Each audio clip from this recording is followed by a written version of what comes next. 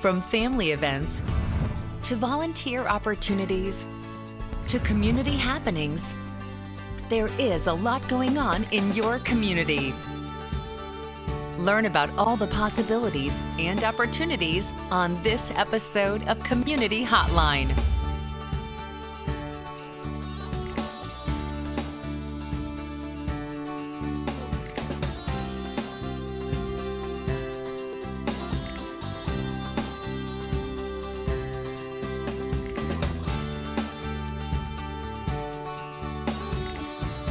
Hi, and welcome to Community Hotline. My name is Monica Weitzel. We're here in Gresham at MetroEast Community Media. Thanks for joining us tonight. And with me tonight is Dave Eatwell, who is the Executive Director of the West Columbia Gorge Chamber of Commerce. Thanks for being here, Dave. Certainly. Good to have you. Now, the West Columbia Gorge Chamber of Commerce has been on a couple of times. You, however, have not. So I'm glad to have you here representing the East County area today. Now, for those who haven't seen previous shows where we've featured the chamber, maybe you could tell our viewers a little bit about what, maybe a little history on the West Columbia Gorge Chamber and what it is you do in this area.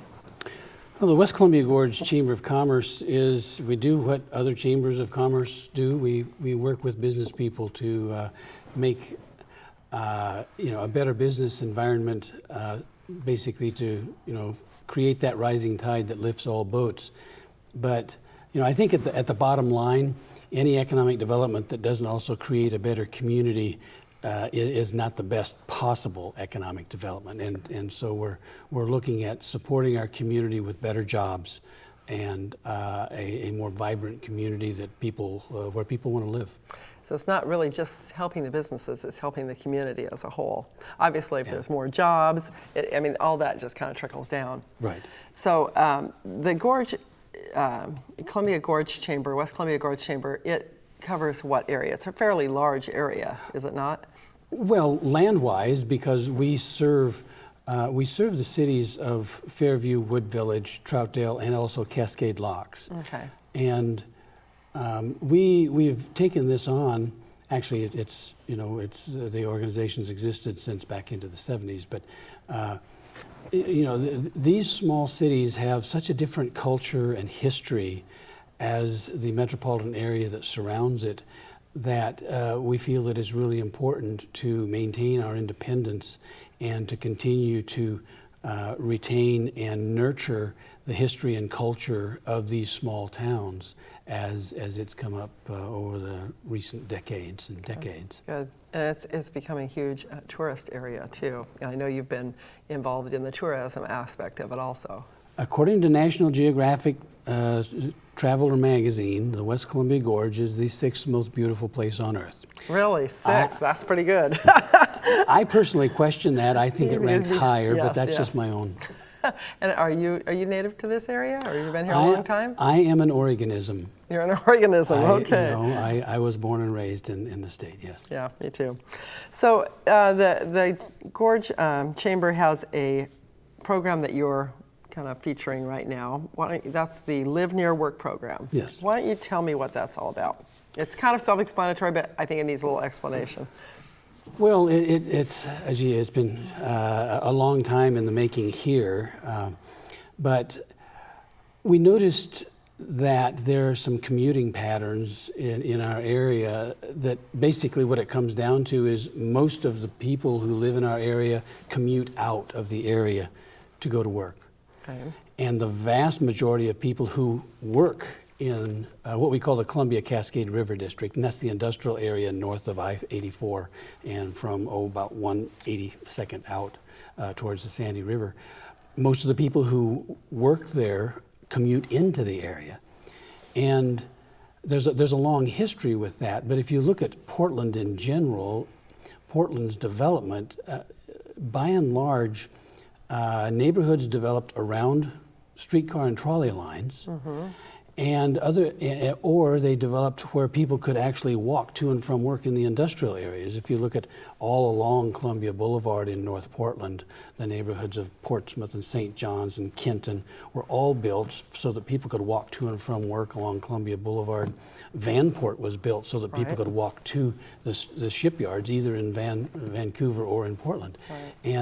But after the Second World War, the availability of privately owned vehicles and the development and construction of new high-capacity road systems, and in searching for higher salary or for whatever, people have begun to now commute 20, 25, 30, 35 miles each way to and from work. It's not such a big deal anymore to do that to people. Well, it wasn't. The initial perception is, but in the long run, it actually has caused a fraying of the community's fabric, because our communities used to be focused very locally. You lived and worked in the same area, and a family's focus was on the school, which was a few blocks away or down the street. Your church was in the same area. And when your employer donates $1,000 to support a Little League team, the employer's kids, the employee's kids actually played on that Little League team. Right. You can't assume that anymore. Oh, that's true. That you don't have those kinds of connections in the community. And our Live Near Work program is designed to recreate and bolster the community fabric by getting people to live within 3 miles of where they work.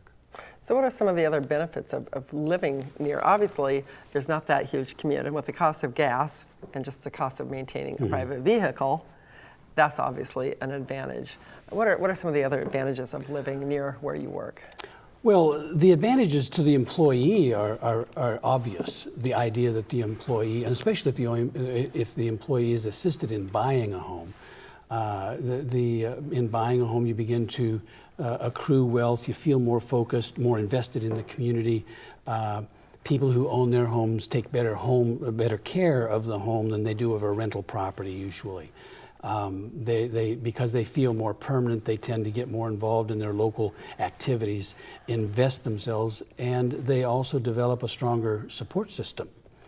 And it's obvious that saving, $10 a day on gasoline is that's an obvious financial thing. But what about the time? And time. You have time. Every hour that you spend looking at brake lights, coming home from work, is an hour you're not coaching a Little League team or helping your kids with their homework, or just spending time with your family, or out yourself taking a college class, or doing volunteer work. Or doing volunteer work, working with your community in some way. So there's that loss and it's a real monetary loss to the community of things that you're not doing for the community's benefit. But what I think is overlooked quite often is the financial benefit to the employer. Right, and this program really targets employers to take a look at that, right? Very much so. So tell me how that works. Well, the idea is that an employee that commutes 3 miles or can walk to and from work, why is that good for the employer? Well, that's good because your employee arrives relatively fresh. They're not in a bad mood from looking at stoplights. They haven't been cut up, things like that. It means your employee can actually be a one-car family. A spouse can take someone to work and go get them after a shift when it's only 3 miles away. Sure. Or it's possible to ride a bike or walk or whatever. It means that during bad weather, your employee still gets there and doesn't get there late. They can't blame it on the long bus ride from Portland if they're coming out to Wood Village. It also means that when the employee's child has a dental appointment, the employee's gone for an hour and a half, not all day or half a day. But the biggest savings for the employer is that when your employee buys a home within 3 miles or very close to where they work, they tend to become focused on that geographic space. Their kids are going to school much more closely. They will go out and find a dentist, a doctor, all those things that you need to support your family life. You begin to find, renters don't do that because they don't feel permanent. And so it stabilizes the school system. Your crime rate goes down. Kids are staying in the same school. They become more connected with their community. But the big thing for the employer is that they're not constantly retraining people because their turnover rate goes down. Employee morale goes up. They're not retraining people. They're not paying to recruit people. And they have a retention rate that's very high. We have some companies in the area that already have very high retention rates. They're very well managed. And, but we also have some companies in the area that just by the way that things work, they have a turnover rate, and we'd like to help them stop that. Okay, so obviously the premise for this is that buying a home in the area near where you work is beneficial. How does the Live Near Work program help with that? How, you know, say I work out here and I want to buy a home out here, but I don't know the first place about how to begin. I have a bad credit rating. What can you do to help? Well, basically, we have assembled a team of volunteers, and they're professionals from RE/MAX Equity Group, from Riverview Community Bank, from Key Bank, and also from the Portland Housing Center. Okay. And what we can do with the permission of an employer is to either through inserts into pay envelopes or posters in the lunchroom, or we can actually come in and present workshops on site To the employees. To the employees about how to buy a home, the benefits of buying a home near where you work. What does it take? What are the risks? And also, once you have a home, here's what it's going to take to maintain the home. You know, budgeting, things like that. And for an employee who already has a credit problem, the Portland Housing Center has an entire program of credit repair. Oh. And okay. so the idea is that if you have bad credit, it doesn't happen instantly, but over a period of time, they can help you repair your credit, get you ready so that you can step up to the line. You've got the down payment already, and you can buy a house. This program is aimed primarily at first-time home buyers or people who are renting in other parts of the city, the metropolitan area, to get them to move into this area. So is there a large cost involved for the employees or the employers to be part of this program? This is the great part of it. We are supported with a federal grant that's administered through TriMet, and it costs absolutely nothing to the employer, unless the employer wants to make an investment. And I mean, we can offer the services I just named at no cost to the employer. All we need is their permission to contact and provide the services to their employees. But there have been some employers who have implemented a Live Near Work program because they did have a high turnover rate. They had high absenteeism and bad weather, things like that. And so what I think Emmanuel Hospital is probably one of the best local examples of that, where you present the employee with a $5,000 loan or whatever size of loan you want as down payment assistance. Wow. And for every year that the employee stays with your company, a certain part of that loan is forgiven. So if it's 20% every year they stay with it, after 5 years the loan is gone. Wow. But you also have an employee who is now anchored with your company. They've been there 5 years. They live in the community. Their kids are going to school. They've invested in their home. They're not likely to move on. Right.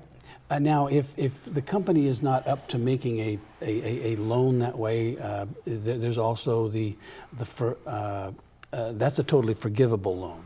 But there's also the possibility of a loan that becomes a lien on the property.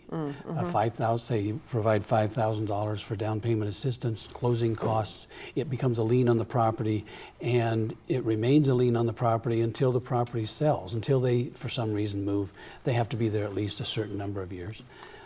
So your organization, the Live Near Work program, can give advice like this to the employers as to options they have, and advice to the employees too. Well, our first contact is to get permission from the employers. Right. And once they say yes, then you can talk yes, with and we would work consistently with their HR department, personnel department, whatever. But the idea is that it's totally free to the employer if they choose it to be. But we And we also think that this is a great reason for companies that currently have operate in other parts of the metropolitan area of the state that, you know, the West Columbia Gorge is a good place to move your company here. It is. You know, we will gladly help you find employees and get them anchored to your business. Good. Well, we're just about out of time, Dave. So any last words that we should know? Go to the website. Is there a website where they can check this out? They can contact the West Columbia Gorge Chamber of Commerce website. We'll give you phone numbers and emails. Contact me directly, and I'll be glad to come out and meet with your company. Wonderful. Dave Eatwell, thank you very much for being with us tonight. I appreciate it. If any of you are interested in doing this, which obviously it's a great opportunity, employers, employees alike, go ahead and check out the website, contact Dave. They can help you out. And don't go away. We'll be right back with more of Community Hotline.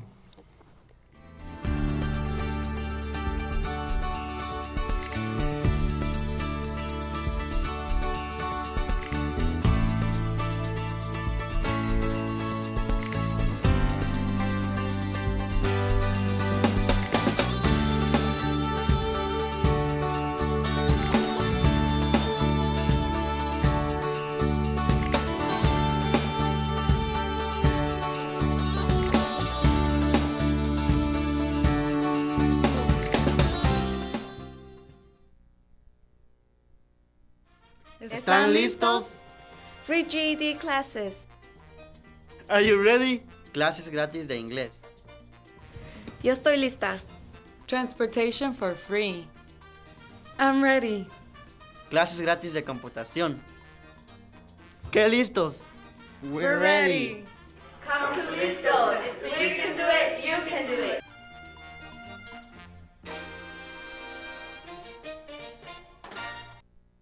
What am I supposed to do with all these corks? Turn them into a corkboard. What about all these floppy disks? How about a fantastic journal? I wouldn't learn how to make cool things like that. Well, come on down to Scrap. Scrap has monthly workshops where you too can learn how to make great things. We provide everything you need. For more information, call 503-294-0769 or go to www.scrapaction.org. Scrap. Create more, consume less. Many people are aware of the problems of hunger and poverty, but few realize how severe these issues are in East County. Every winter we find hungry and homeless people on our streets. Here at Snowcap, we combat these problems by bringing together the people who have with those who have not.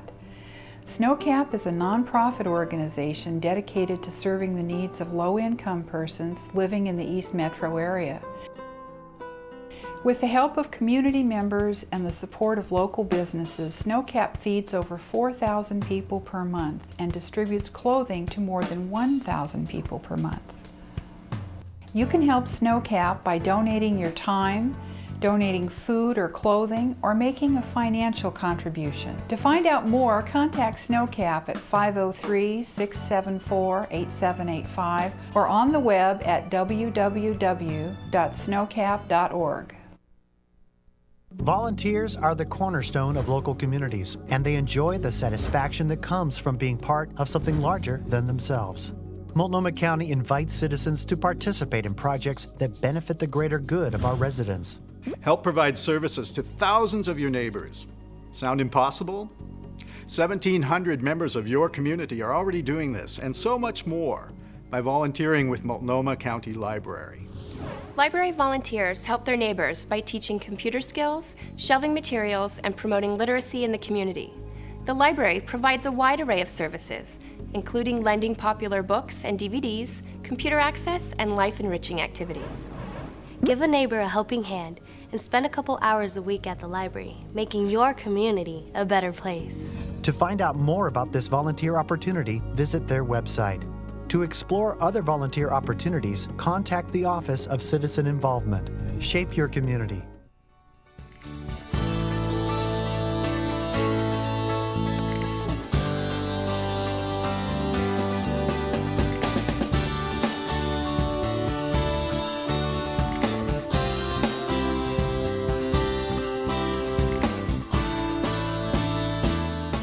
Hi, and welcome back to Community Hotline, and thanks for staying with us. Right now I have with us Marlene Byrne, and Marlene is the Voter Service Chair for the League of Women Voters of East Multnomah County. Did I get all that right, Marlene? You got it right. Okay, good. Thanks for being on tonight. So, League of Women Voters of East Multnomah County, you are in your 51st year? Right. Is that correct? That's a long time. Yeah. So, before we talk about the program that you want to promote a little bit tonight, or the new website that is going on, tell me a little bit, if you would, about the League of Women Voters, if just like a little brief history, if you could. Well, I will get as brief as I can. Okay. The League of Women Voters of the United States, it was formed in 1920 after the amendment was passed to give women the right to vote. Which, then, that's it. Then in 1912. She knows what I'm going to say. That's scary. In 1912, the state of Oregon had already passed a law which gave women the right to vote. And this year we celebrated our 100th birthday in March. Yay, that's pretty exciting. That's, that's a big deal. It was wonderful. Yeah. It's really great. So the league has been around for a long time. This league has been around 51 years. Wow. So tell people what it is that you do. Just capsulize it. The League of Women Voters of East Multnomah County, we're very much into having people learn how to vote, register to vote, learn about our issues and candidates. The league doesn't endorse candidates. We're very nonpartisan. We study issues. We take a stand on issues. Like this year, we're doing privatization. We've heard from the post office. We heard from the county, city of Gresham, and last we did the coastal study. The state did, and us, regarding the coastal waters, and we've studied that for 2 years before we took a stance on that. Education, we interviewed all of the educators and superintendents from the East County area, Mount Hood Community College, the county, which has control over many of the alternative schools in East County. So you do very in-depth studies before you take a stand on an issue. Yes, it usually takes a year to 2 years to do a study. So we've done everything. We've covered the gamut. See, that's what I like about the league is that if you come out with a stand on something, I know that you've done your research. It isn't that you just read an article in a paper and decided this is what's what, or that your next door neighbor told you something, you decided this is what's what. You've done very in-depth studies, so I trust what you've come up with. And then as far as candidates go, I like the fact that you are nonpartisan, but you come up with that great voter's guide every year that makes it so easy, and I think we've got maybe a picture of it we should show. There's a voter's guide that you put out that makes it so much easier for people to know how to vote, because it keeps things simple. It's just a lot easier than the one that's put out. I don't know if it's by the state or who puts it out. The state, yeah. And then it's available in Spanish, and then it's available in large print. Right. And you were telling me earlier it's also available in Braille if somebody wants to call and order that. Right, it is. Okay. Yes. And so they're in your libraries. We've got the Spanish and English versions in our lobby here at MetroEast. You make it really easy to be able to find out about the candidates and to learn about issues, which I think is great. So it's a wonderful thing that the league does. Now you have a new program, or is it a new program or a new website? It's a new updated website. Okay, tell us about that, Marlene. And it's called vote411.org. And most people know 411 is yes, the number vote for information. There you go. For information about voting. And anyway, it has been a lot of work. We've contacted the candidates with the questions that the league has formulated. For Multnomah County, it was Portland League and our league. We formulated questions for the candidates here in Multnomah County. For the state league, different people were helping with the state questions. And then the candidates, through this website on 411, they put in their answers to these questions. Then we had to put them into the website so they could get on the web, so we could go in and people could go in then and say vote411.org, and they can print out a ballot. So what all is available then? You say they can print out a ballot, so they can. It's just like a sample ballot you're talking about. They'll print out a sample ballot. So they can kind of figure out ahead of time how they want to put in vote. their address. Up pops a ballot for them, tells them what district they're in, and these ballots that they'll pull up are only for their own address. They're not. Right, so you can put in all the other ones. Your zip code or your address, and it'll come up with all that information. Right. Comes up with it. It knows. It knows. It's smart. Computers are awfully smart these days. What other kinds of things can you find on that website? You can find out about Can you find out about issues too? Well, you can. We have what our issues are, what the stands we have taken on the issues. You can find out. Who the candidates have been, who has been running, the past history of elections. Okay. I should say. And mostly about the current things, though, we would want to find out, I So think. if you have questions about how do I vote by mail, or where do I go to register to vote, or that kind of stuff, is that information available on there also? You can do all of that online anymore. Yeah. All except the actual voting. What's the difference between the pamphlets that you put out, the voter's guide that you put out, and the 411 online? Is it essentially the same thing? There only is it's online? no difference. Okay. You can go to voteoregon.org and get the whole voter's guide and read that online if you would like. Wow. I don't have the patience to sit in front of a computer and read that long. So You'll take the paper copy. I'll take the paper copy. But many people do want to sit in front of the computer and read that, just read for what they are interested in. Right. And go from there, fill out their ballot. Well, it's nice to be able to have that option, because some people do prefer the paper copy, some people do prefer to do it online, and it's nice to have that option. I know that I like the paper copy, I like to read it, but there's sometimes I just want to look something up real quick while I'm at my computer, and so if I can just pop it up there real quick, that's great. Yeah, it's very fast. It's fast to do it that way. Yeah. So what else, just while we're talking about the league, what else does the league have going on that people in general can be part of? I mean, if somebody wanted to become involved in the league and come to some of these meetings that you have where you're investigating certain issues or looking into different topics, do you have to be a woman to be part of it? No, thank goodness you don't. Okay. Not anymore. And well, it was men that gave us the right to vote, so why shouldn't we include them? That's very gracious of you, very gracious.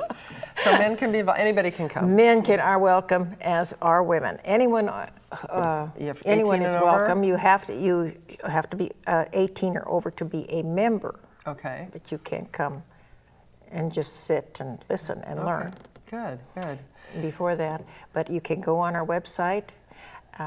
It's lwv-emco.org, and you will find our meeting times, locations, and. Great. And you have a lot of meetings right here at Yes, we MetroEast. do have the meetings here at MetroEast. One of them. We have another one at the M&M Cafe. Right. And and then we'll have our annual meeting next month, which then we take 3 months off, and then we start all over again. You're going to need a break before. So you're going to get through the election. Yes. And then take some time off before you go on to the big stuff. So why do you think it's so important for people to vote, Marlene? How did you get involved in this, and why is it important? How did I get in? I got involved when this dates me. I got involved when Measure 5 was on the ballot, and I was having a terrible time understanding all of this. This was a tax referendum, and I was having a terrible time understanding how this was going to affect my wallet, the state's wallet, everyone's wallet. And I thought, who would better know but the League of Women Voters? So I went to some meetings, and lo and behold, I was so interested that I joined, and have been a member ever since. And you've been president of the league, have you not? Or yes, I've been president twice. You get involved. Now you're the voter when I service get involved, chair. I get involved. Yes, and now I'm the voter service chair, and to me, that's the heart of the League of Women Voters. That's what we're all about. So what all does that mean when you're a voter service chair, besides giving information to people, to people like my viewers here? Yeah.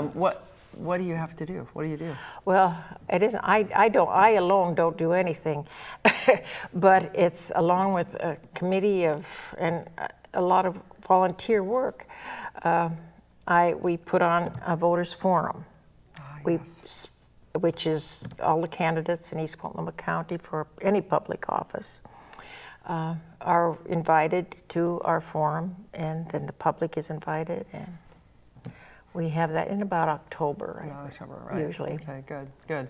Well, that was a good example of why it would be important to become involved with the league. Is your example of not understanding how a particular issue affects them, because I don't think there's any election that ever comes up that there isn't some issue that I have no clue what it means to me personally. And I think most people feel that way. So it's a great reason. Maybe if you don't want to get involved with it, at least take advantage of the work that the league has done. Well, yes, do. Because, I mean, we do all this work for the community. Right. You're a nonprofit. Right? We're a nonprofit, yes. Yeah. So, you're doing it for the community, so gosh darn it, take advantage of it. Yes, take advantage of our work. Sounds good. Is there anything else that we need to know about Vote 411 or about the upcoming elections that you want to share? Well, Vote 411 is .org is so new, and we keep trying to make things a little bit easier and better each year. But so if you have any, suggestions, anything, comments, critiques, anything, let us know. Let the league know. You're very open to suggestions. Yes. Not that we take all of them, but we you listen anyway. We listen anyway. You're good at we listening. listen, and we listen and learn.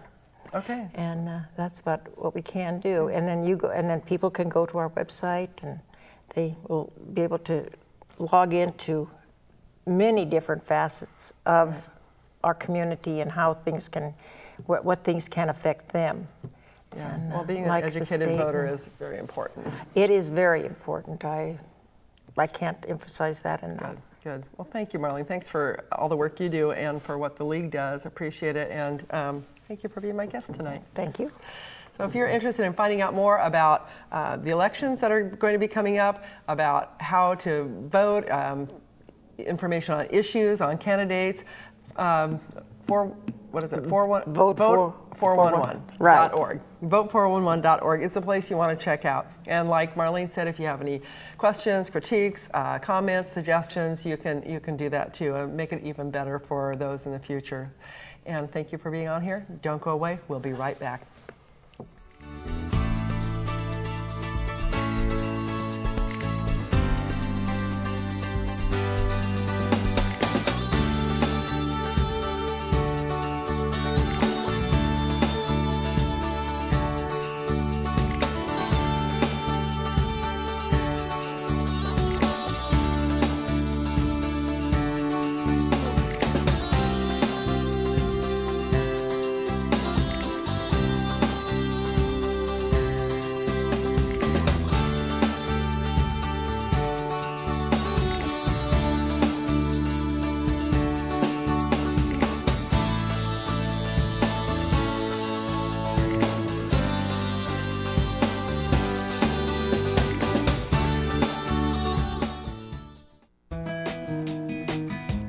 Vienna Star was my guardian angel when my life was in shambles. They helped me find counseling and shelter.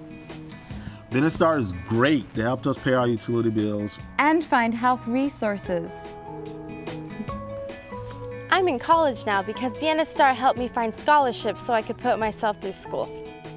Call 503-823-4000 to find out if Vienna Star can help you. Gracias, Vienna Star. This is the story about a group of kids who volunteered. Doing something nice for someone. We fixed stuff. Did some art projects with the kids. We fixed up his house. We worked in the woods. Cleaned up the park. Did something for the planet. We just did it. No other reason. And you know what? It was great. At first, they didn't know each other. Well, that didn't last long. This guy is really funny. Me? These are my new friends. Are you into it? Call 4-H or check out our website at areyouintoit.com. When disaster strikes, emergency professionals may be overwhelmed. Can you care for yourself and loved ones until help arrives? Can you help neighbors amidst the chaos? Are you ready? Get ready. Join a community emergency response team and learn skills that will save lives. The City of Gresham offers free CERT training. Sign up for the next class and get ready. What is it like to have a loved one die? Each month, over 300 children and teens who have experienced a death turn to the Dougie Center for Grieving Children. Inside, they find a safe place where they can share their experiences and move through the grieving process. The programs at the Dougie Center are funded by private donations. Thank you for making it possible for kids like me to attend groups free of charge. The Dougie Center, because grief comes in all sizes. No, Katie won't be at ballet. She's sick today. No, Katie won't be at ballet. She's sick today. Sometimes look for a pattern. She's sick today. It could be an immune deficiency called PI. Get the warning signs. If you are experiencing physical, emotional, or sexual abuse, help is available. I'm scared. He's been beating on me. If you need help, or if you want to help stop domestic abuse, call our crisis line at 503-281-2442. You don't have to be alone. Make a call that could save your life. Bradley Englehouse, providing hope and safety for more than 30 years. This may look like just a meal to you. To an elderly person in your community, Meals on Wheels is a social and nutritional lifeline. Many seniors can't leave their homes to buy food and have no family nearby. Sometimes their Meals on Wheels driver is the only other person they see all day. It takes just a few hours to help deliver much more than a meal. To find out how you can help, call 503-736-6325. Who got some good minutes in the first half, hits the jumper. Tiffany Young, a junior from Hillsboro, Alabama, has 4. Young, 17-footer, got it. And Tiffany Young with a sensational performance.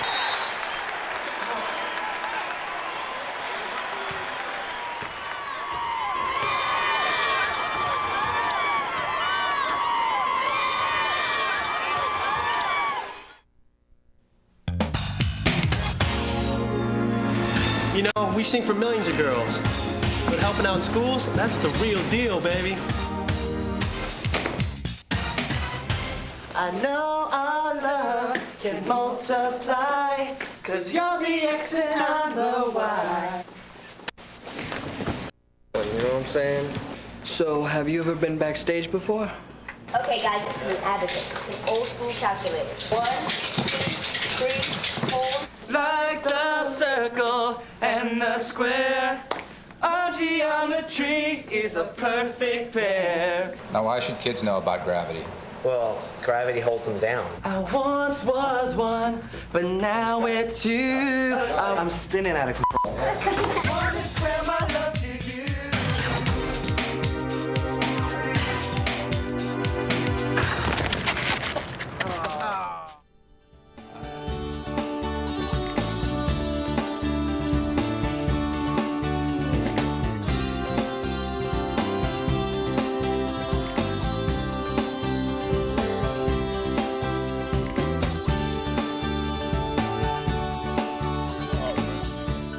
Hi, and welcome back to Community Hotline. My name is Monica Weitzel, and we are here at MetroEast Community Media in Gresham, Oregon. With me tonight, I have Larry Collins, who is the founder of POPA, People of Purpose and Associates. I said it wrong. I can tell. Papa. Papa. Oh, Papa the sorry. bear. Mama, I should Papa. know Papa. I should know Yes. that. Found People of Purpose and Associates. I know that. Sorry. And Malcolm Ricks, owner of Safe Transportation and a member of POPA. Yes. Thanks for being here tonight, guys. Thank you for having us. Yep. So, before we talk about the events that you have coming up, Larry, maybe you can tell us a little bit about POPA and the history and why this organization was founded. Well, you know, I'm going to, as usual, I'm going to give Malcolm, I'm going to pass the mic to Malcolm because he's quite the spokesperson. And then I'll give back to, because this is Malcolm's excited about talking. So instead of being interrupted, I'm going to give him the mic and give him a minute, and then I'll explain to you what you asked about. Well, you know, they always say I have a word or two that I could share with someone. But the vision of Papa started with Larry. We met over coffee or some organization, men's group. And he told me he wanted to make a difference in the community. It touched me to the point where we started talking about stop pointing fingers and lending a hand. The key is to get out there and do it. Yeah. So what is the premise of it? I mean, obviously you stop pointing fingers and you're lending a hand, but who belongs to this organization and why? I'll answer that. We have a various. When you say people, purpose, social, that means you're involved. Okay. You just don't know that yet, but you're involved. And so it's basically a group of people that are believing some of the things that we believe in, and plus we're just a grassroots group that come together and try to meet the needs. I think. Was it your logo? Your slogan says, "We under." How's it go, underman? We don't underdeliver over. How's it go? Well, we're the transportation experts. But, stop pointing a finger and lending a hand is what Papa stands for. The whole idea is there are many things out there in the community that need to be addressed. And there are people that have their own little quirks and things that they see in their neighborhood that they'd like to see fixed. Stop talking about it and do something about it. Give me an example. An example is Larry told me about an elderly woman who lived in a house in North Portland who hadn't known her neighbors for some years. And part of it is people have moved away, children have come and gone, housing value may have changed, and neighbors are different. The whole idea is at some point, one neighbor needs to knock on the other's door to say, this is who I am. I'm the people that live next to you. We're a family just like you, and we have the same goals. A safe community, a loving environment, green trees, and a neatly manicured lawn. There you go. If you're without the capability and the people in your home to help you out, I've got a lawnmower, I can do that for you. That's great. So did you somehow step in and get involved with that? Basically what we did, we created a event. It's called Day of Retilling the Soil, where we literally go out to the inner cities, the Band-Aid of the community, the forgotten part of the community. And we just, on that particular day, we just come together from all different parts of the community and cities, and we do a thorough cleanup. Like you said, with Big Daddy Big Daddy was the old grandfather who may have passed away and left the motor that he was working on in Big Mama's yard. So we go around and remove that motor. We try to do we don't talk about it, we be about it. And so, plus it's about getting to know your neighbor. It's about, we like to term reawakening a dormant neighborhood. So it's kind of, it has its challenges. I think it's really important to get to know your neighbors, especially, especially the older people, but all different age groups can benefit by knowing each other. I know if I move into a new neighborhood, the first thing I like to do is get to know some of my neighbors, because I want to know that if I'm in trouble and they see that I'm in trouble, they'll come to my help. Or if if I'm not around for a long time, that maybe somebody will come check on me and I will do the same for them. I mean, it's good to be able to do that. Or if they need a hand, like if there's a snowstorm, which we don't have very often, but if we do, to know that there are people around to help. But the cleanup is a big part of what you do then on that particular day. Well, yeah, we do that. I remember going back. I went to meet one day, and I think it was it Katrina? Yeah, Katrina had just happened.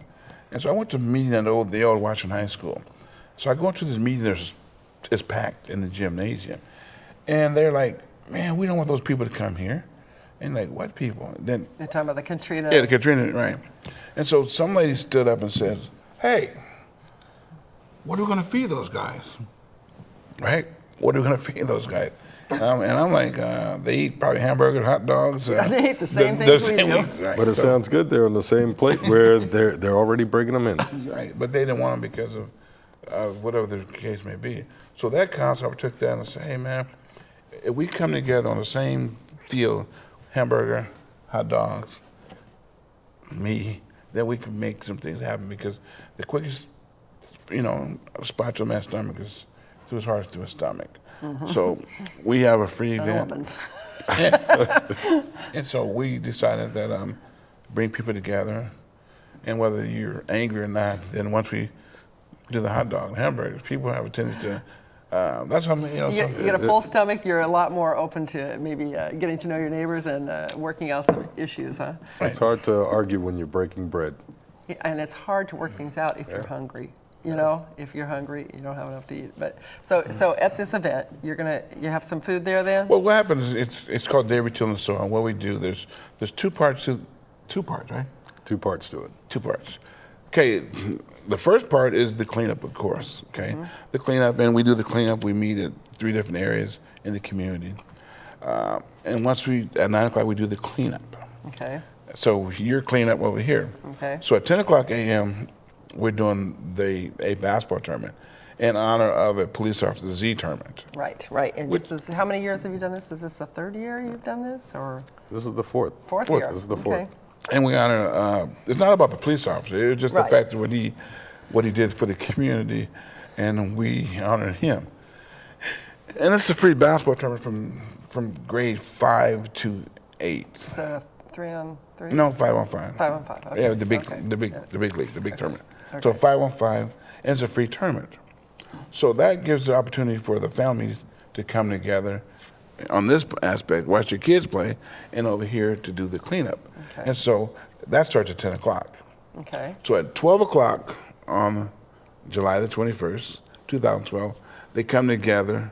The tournament still is going on, but the workers come together. Now we have a free concert at 12 o'clock, which includes some of the local bands. Nice. You know, we might try to get Phil Collins this year. Oh, yeah, I don't think he's local, but nice try. Yeah. He's not? Not that I'm aware of, okay, no. geez. That was a good shot. Good shot. So that's a little ways off, still working out the details on who's going to be playing. Yes. No, then we bring people together, and then we have free hamburger and hot dog. And the reason that Malcolm's one of the biggest things is SAFE is one of the bigger sponsors that we have. Not only is is he with the organization, he believes in what we're doing.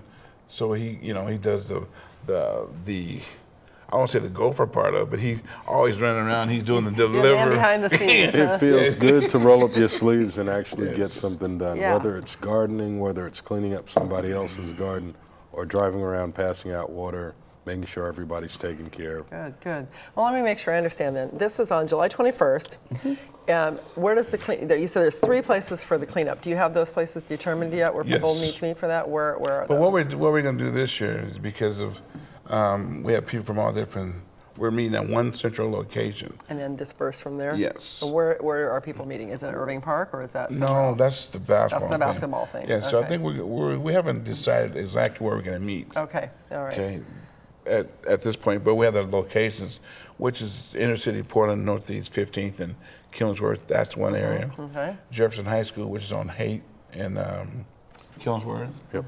And Maple Mallory, which is on MLK and Emmett Shaver and Fremont. Yeah. That area. Okay. And These are all places I could walk to All 2 of those. places right in the neighborhood. Yeah. I could walk to one of those, so I'm hoping I'm going to be free that day. Keep so it green, Yeah, that would be great. So people will meet at one location, and then they will go to these other locations to do cleanup. At 10 o'clock, those who want to be involved in the basketball part of it can go to Irving Park, and the kids can sign up ahead of time. Right, we have, if they go to our website, which is Papa. P-O-P-A. PDEX.org, then you can sign up. But if you want to do the cleanup, you can go to Solve. We're on Solve website. Oh, And our event is Day of Retilling the Soil. Day of Retilling the Soil. Right. Then, where is the picnic? Irvington Park. That's at Irving Park also? Yes. Okay, good. Which is in Northeast Portland. Yes, it is. But what we're trying to do, we don't discriminate.